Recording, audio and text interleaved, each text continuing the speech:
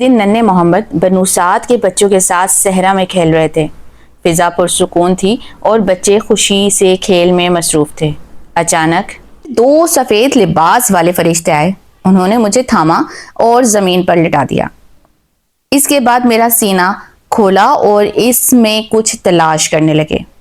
تھوڑی دیر بعد انہیں ایک سیاہ رنگ کے دانے جیسی چیز ملی جسے انہوں نے نکال کر دور پھینک دیا۔ ایک روایت میں آتا ہے کہ وہ حصہ انسان کے دل میں شیطان کے وسوسوں کی جگہ ہوتا ہے۔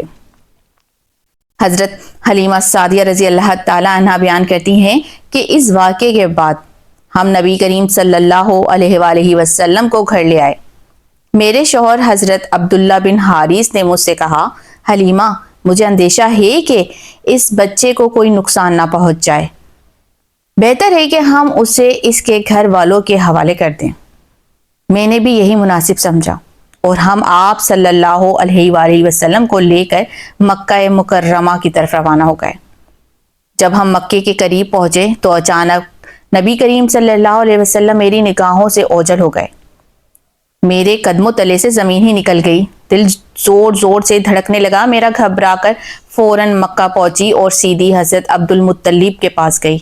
میں نے کانپتی ہوئی آواز میں کہا کہ میں محمد صلی اللہ علیہ وسلم کو لے کر آ رہی ہوں، مگر راستے میں وہ اچانک کہیں نظر نہ آئے۔ خدا گواہ ہے مجھے معلوم نہیں وہ کہاں ہیں۔ یہ سن کر حضرت عبد المطلب فوراً خانہ کعبہ کے پاس گئے اور ہاتھ اٹھا کر دعا کرنے لگے۔ پھر وہ آپ صلی اللہ علیہ وسلم کی تلاش میں نکل کھڑے ہوئے۔ ان کے ساتھ ورقہ بن نوفل بھی تھے۔ تلاش کرتے کرتے وہ تہامہ کی وادی میں پہنچ گئے۔ وہاں ایک گھنے درخت کے سائے تلے ایک بچہ کھڑا تھا۔ حضرت عبد المطلب نے قریب جا کر پوچھا، بیٹے تم کون ہو؟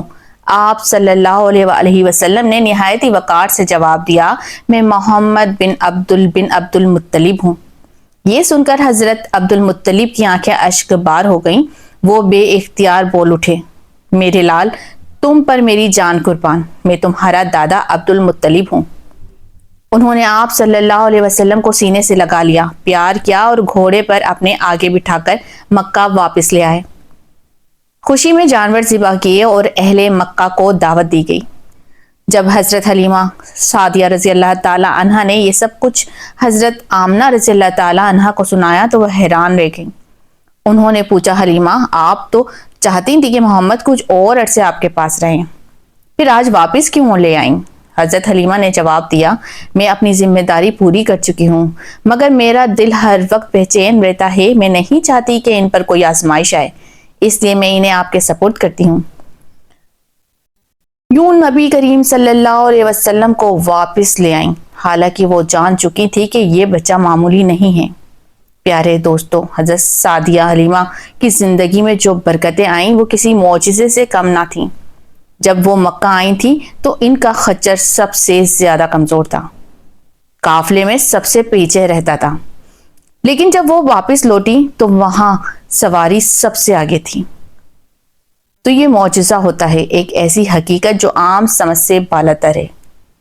جہاں جہاں نبی کریم صلی اللہ علیہ وآلہ وسلم کے قدم مبارک پڑتے وہاں رحمت برستی، رزق میں اضافہ ہوتا اور ماحول بدل جاتا۔